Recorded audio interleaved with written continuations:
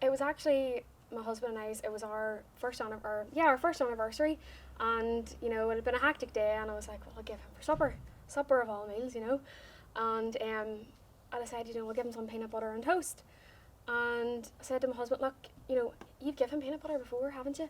And my husband says, yeah. Oh yeah, no, he's had some of mine. He's fine. He's grand with it, because I was worried about giving him peanuts, 'cause so I gave him the peanut butter and toast, thinking everything was fine, and then, I just noticed his face, all around his mouth started to go red, and I was sitting there going like, this is a bit weird. Now he has eczema, so at the same time you're going, is eczema for a wee bit?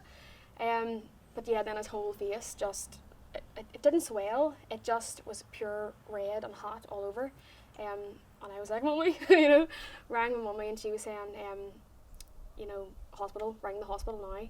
So because of COVID, you can't just go to A&E, so I had to ring, because it was last October, and the doctor was saying, no, you need to get him over here, we definitely need to check on him. And when I explained everything, they says, his hand had went as well where he had lifted it, so that was touch. They said, it's looking like a peanut allergy, it's looking like an allergic reaction. And then the next day, the GP was amazing. My GP was great. He was like, EpiPens, you need these, you need this. Stay away from it contains. We'll get you an appointment with the allergist. We'll refer you. And, it was brilliant. Then, the waiting list, because of COVID, was so long. So I decided, I'm going to go private. Because, we just wanted to know, to keep him safe. And then, we went private. And the doctor, because it wasn't, the hives and the breathing, it didn't look like a typical, reaction. So they were thinking, right, maybe this is just his eczema. So we did, months kind of passed. It was a bit of a fight, to get the diagnosis. But they decided, right, we're going to do a food challenge in the house, because it seemed like he was low, it was low risk. But the first time I gave him like a wee smidgen, and I was terrified, But I sat outside the hospital in the car for, I think it was 2 hours I sat there. And with my mother-in-law and my mummy, they were like, he's fine. But he was okay on that occasion, so I thought, okay, there's hope here. And then 2 days later, we were to do it again. And that's when he reacted again, and I says no. So I rang the dietitian, I was like, no, he's reacted again. And again, because I'd only give him a small amount, it was just the thing that it went away. But yeah, after that it was more bloods, more skin pricks, and then it was confirmed he had a peanut allergy, and he's allergic to the RH2 protein.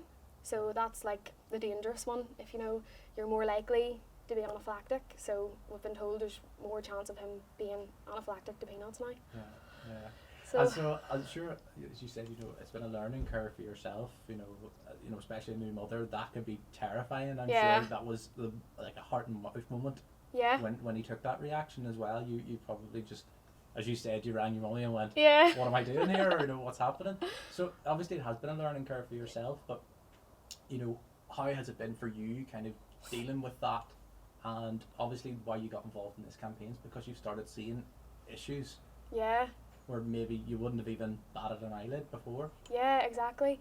It was really, really hard at the start. It was, going through the cupboard and looking and checking things and being told, by the GP, may contains they're like Russian roulette.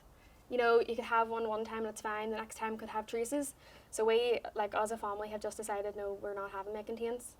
But yeah, it was going through the cupboard, changing everything you buy, And I think a big part of it was getting family used to it, because they're not living with it every day, and, you're kind of going, can we be fine? There's no nuts in that there. And I'm going, no, there's no nuts in it, but there could be traces from the factory, that kind of thing. And then obviously, when out and about, seeing them, because I'm kind of doing like a quick scan of everywhere we go now, you do see a lot more nuts scattered on the ground and things from people not knowing.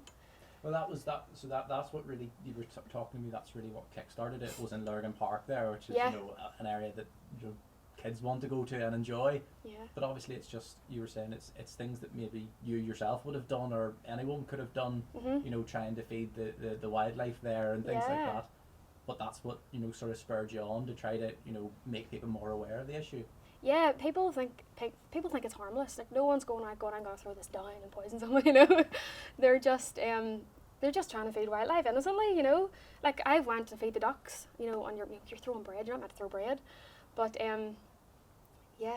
So and like you know, they're just trying to help animals, but they don't realize. You know, like there's been like a number of occasions where like I sat Wyatt on a tree trunk. And it wasn't until after I noticed there was chopped nuts all over it, and I panicked, you know, grabbed him off, and I was like, but he was okay. Thankfully, he didn't touch it or anything. And then another occasion, he was walking along a log, and he loved this. He loved walking along this log, and I was holding his hand, and got to the end, and there was, you know, peanuts, chopped nuts again, and that's when I just said, you know, at Lurgan Park, you know, at the minute, it's slightly dangerous for him, you know, and for anyone with allergies. Yeah, and that's the thing, you want to be able to, I suppose, as well, once he starts walking on his own, let him go and explore without the fear or worries or and having to wrap him in bubble wrap or anything like that. That's exactly it. I can't wrap him in a bubble. I can't, you know, stop him from doing these things, you know, and to have to, I don't want to project fears onto him, you know, and, you know, if I'm having to say, no, don't touch that, that's what I'm doing, you know, so it's just trying to raise a wee bit of awareness, you know, just think what you're throwing, because people do have these serious allergies. Yeah. And so, you know, how does it feel to be, I suppose this is another thing, is the EpiPen. Yeah. How does it feel to be walking about with that all the time? That was terrifying, you know, at the start. You know, it was absolutely terrifying. I mean, it was good to have. You're like, oh, you know, finally everything will be okay, I've got this EpiPen. But to be told, you know, you need this, it was just, I just felt so sorry for him, you know, thinking of him running about when he's like 6, you know, carrying this wee thing. Yeah. But he doesn't know any different, you know, like he's not going to know not carrying it or know like having these foods before and not being allowed them now. He's just grown up and he'll probably handle it better than me. I know that's it. You know, and the thing is, as you said, he doesn't know any different. He probably acts just like every other child. He does. Just gets on with it, you know. And yeah, the majority of the time he's just a normal wee toddler. Yeah. You know, it just so happens that he has this wee allergy. Yeah, but it's just maybe, you know, it's taking yourself as a concerned parent just to highlight it, to raise it as an issue, and maybe it's something that other people have struggled with but haven't been able to come out and say. So I think, you know, there'll be a lot of people that will be behind the cause that you. Yeah, I really hope so. You know, because it does feel very, you know, lonely in it. Because obviously I don't know anybody personally with a serious food allergy, so I felt a bit, why us? You know, and I did, you know, if nobody talked to about this, I felt like nobody really understood how, you know, we felt. So if it helps anybody, it will be good.